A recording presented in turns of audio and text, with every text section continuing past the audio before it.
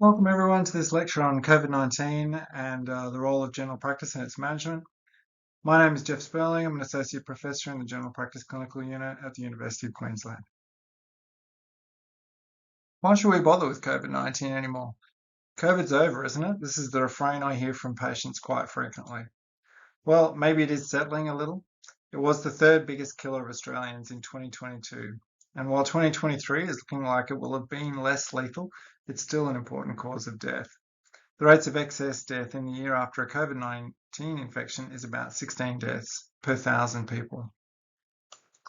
We're starting to get a better understanding of the other impacts of COVID-19. There appears to be an important increase in heart attacks, strokes, and pulmonary emboli. And a 2023 meta-analysis of the risk of heart attack found that in the 8 months after a COVID-19 infection, there was a risk of heart attack of about 3.5 per 1,000 compared to 2 per 1,000 in controls who'd not had a COVID-19 infection. We should also worry or bother about COVID-19 because of the post-acute sequelae of COVID-19, also known as long COVID, which is not always easy to define, and therefore there have been wide variation in estimations of prevalence. There is a systematic review looking at this prevalence question throughout the world, and it crunched the numbers and came up with a global prevalence of 43%, which was very variable between studies and regions. The most common initial presenting symptom is fatigue, and after 6 months, the most common presenting symptom is effort intolerance. Later in the course in PASC, myalgias become common. It's more common in older people and women. Protective factors seem to include high levels of education and living in an urban area. And the Omicron variant seems to produce less PASC, which is a good thing because that seems to be what we've got at the moment. At the time of writing, variants circulating had mutated a fair way from Omicron, however, and a new Pi variant may soon be declared. The management of PASC is an evolving field which we don't know an awful lot about, and it's an area that our general practice clinical unit at UQ is interested in investigating. We've applied for funding to investigate further.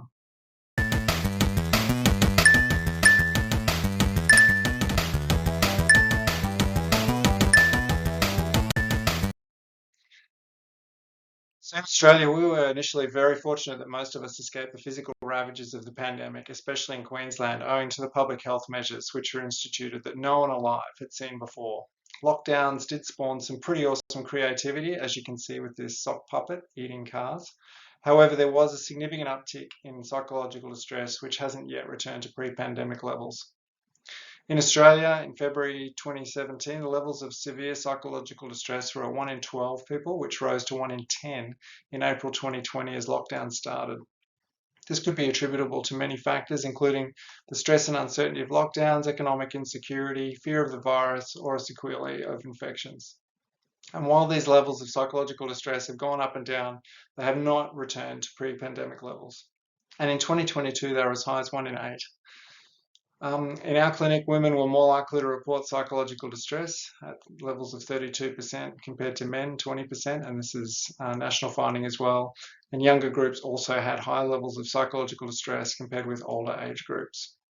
With the onset of the pandemic, Australia saw the highest ever levels of marijuana, alcohol, and heroin in wastewater analysis. The Australian Criminal Intelligence Commission often put out these pretty fascinating reports on who's consuming what around Australia, and drug use was just another manifestation of psychological distress thanks to the COVID-19 pandemic. General practice was really transformed during the COVID-19 pandemic, or has been, still is. GP practices around the country, including us at the Inala Indigenous Health Service, put up signs at reception asking people about symptoms and signs of COVID-19. Reception and nursing staff were and still are triaging patients with respiratory symptoms at our practice. And they'll end up in the separation room if they've got symptoms, where they exit through a separate door and have minimal contact with the other patients. And clinical staff will see them in that room after a RAT test and in full personal protective equipment, gear.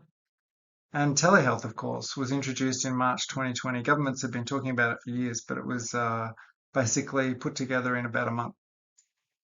In our service, it ended up representing 20% of consultations and was an incredibly important measure for keeping staff and patients safe. and many general practice is viable during the pandemic. Getting the whole population safe through vaccination was an enormous effort, and as of April 2022, GPs had administered half of the 57 million doses that had been given by that stage. All of these measures are still happening in our practice. We still have triage, we still segregate unwell patients. We have staff briefings, though perhaps not as commonly. We still use PPE. Telehealth is still a very useful tool for improving access and also keeping us safe, especially if people have a COVID infection.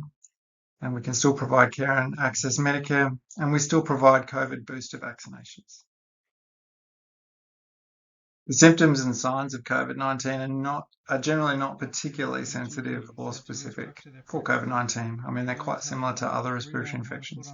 However, it's still interesting how the evidence from this Cochrane review on the symptoms of COVID-19 has evolved since 2020 when it was first published. That was the first time I read something like it. The 2022 version now finds that cough, fever, and fatigue support a diagnosis of COVID-19.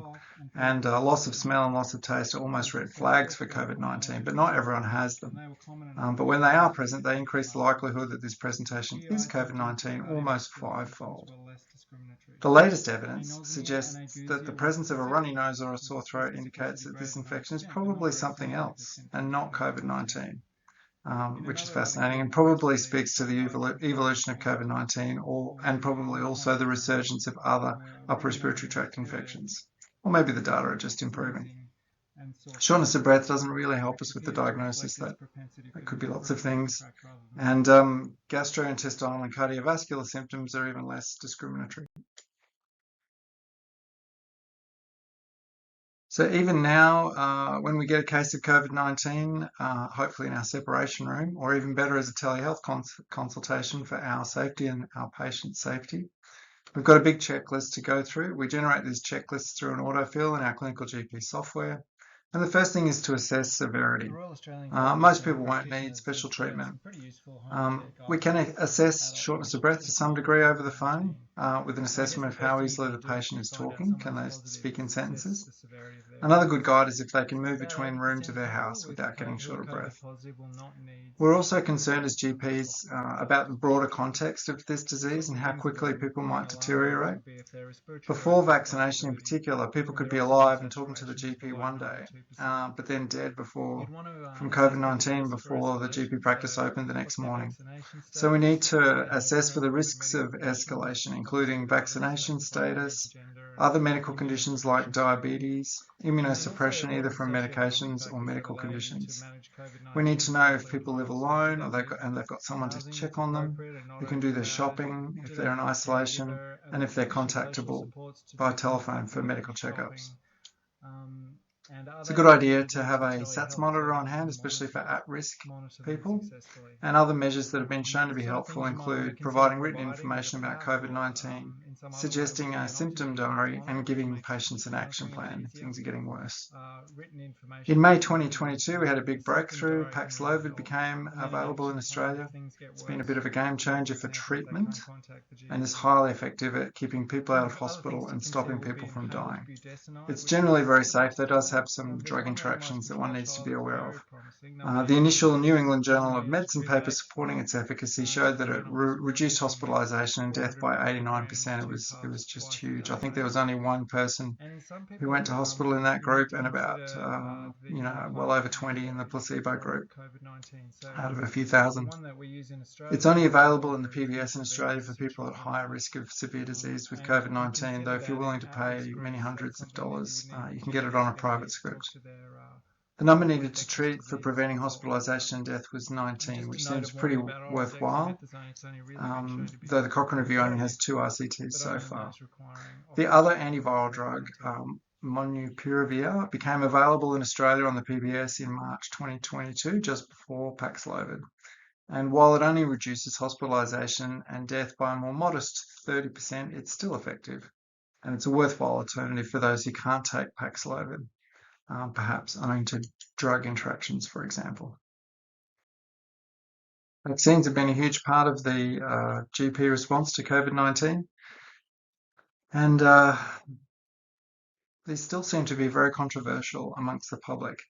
even following the miraculous work of Edward Jenner in 1796, administering the first smallpox vaccine right through to the Oxford team, who invented the AstraZeneca vaccine, first administered a dose outside the trial environment in January 2021, and of course the inventors of the mRNA vaccines, which now dominate the space. And they were also first administered around that time, December 2020, which is amazing considering the pandemic only started in 2019. These vaccines have proven to be very impressive at reducing infection, severe illness and death. The death data are specific to older Australians. That's a cohort study in Australia, and long COVID, without really causing a significant increase in serious adverse events. While there are a small number of adverse reactions with the vaccine, they're generally very safe. So in addition to vaccines, one of the other important public health measures has been to think about the safety of air. And so obviously people have been focused on masks and mask wearing.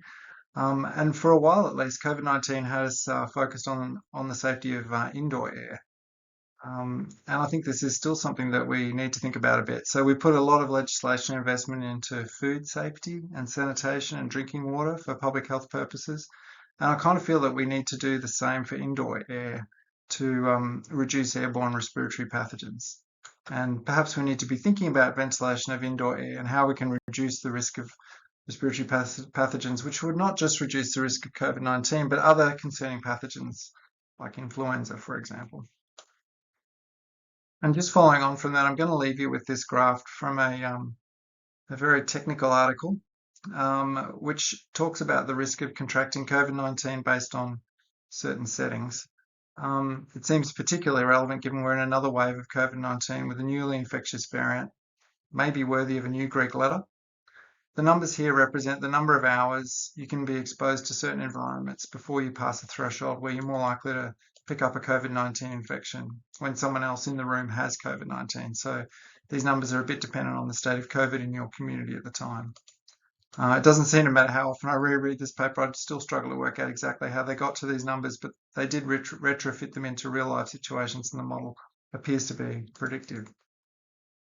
So if you could look at the top left, the green settings are much safer. So if you're wearing a mask in a quiet outdoor setting, which is well ventilated with not many people, you'd have to be there for about 2,100 hours or almost 3 months before you're at risk of picking up COVID-19. So that seems like a very safe thing to do. And it's hard to make an outdoor event a super spreader event, though there was the famous event in the Rose Garden at the White House where Donald Trump was appointing Amy Barrett or announcing Amy Barrett as an appointee to the Supreme Court, and lots of people got COVID-19.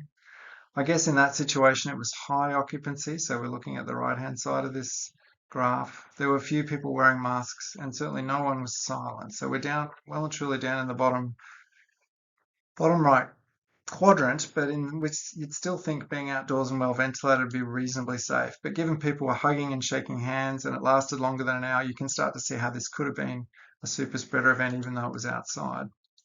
As soon as you go indoors without masks, you're in trouble, especially if it's crowded.